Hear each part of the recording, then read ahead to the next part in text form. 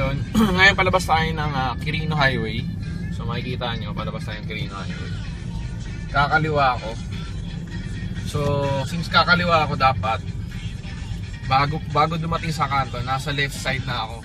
Nasa left lane na ako. Kasi since one way naman kasi to, so at least naka-prepare na tayo. Kasi kung mag-stay tayo sa kanan, nakakabala tayo sa mga motoristang pakanan. Pagkakos ng traffic yun. So naka-signal light tayo pakaliwa. Kahit na maluwag or wala masyadong sasakyan, pagbigay alam pa rin natin, napakaliwa tayo. Ngayon, since after this stoplight, kakanan ako, signal light ulit pakanan. Lagi nyo tatandaan, every time nakakaliwat kakanan kayo, hindi yung wala pang ilang segundong kakaklik nyo lang ng left and right signal, bigla-bigla na kayong kakanan or kakaliwa. Sobrang delikado din yun, lalo na sa pagka may mga mabibilis na sasakyan sa likod nyo. Okay. So may jeep, ayan, bigla-biglang kumakanan. Buti na lang hindi tayo ganun kabilis, kung hindi nagit-gitan siguro natin siya. Ayun, kanan, maluwag. So katulad na ito, nasa maliit na eskinita tayo, makikita nyo ang daming tao. Minor, musina, lalo na sa mga nakatalikod, di alam na may sasakyang parating.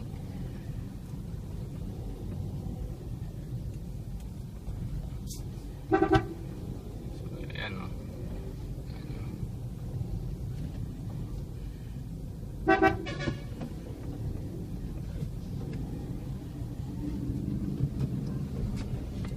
Ay naku, si nanay. So signal, right turn tayo.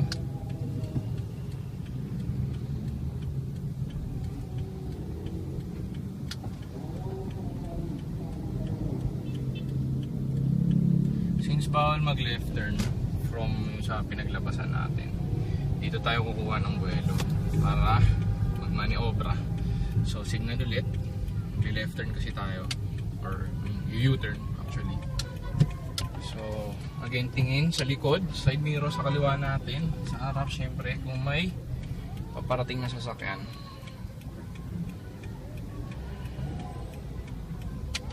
Okay, tayo.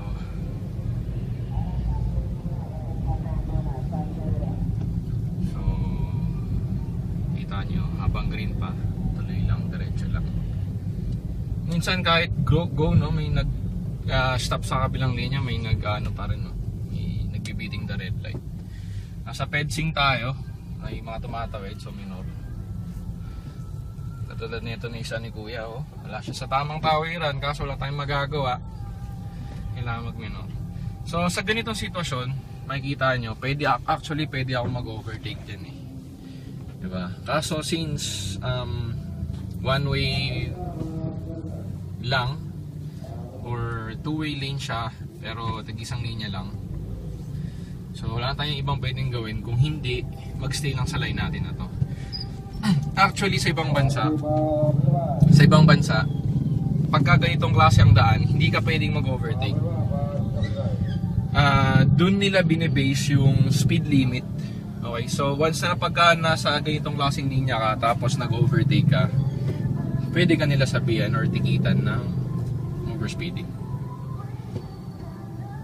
So hanggang dulo yan doon. Tingnan nyo, makikita nyo.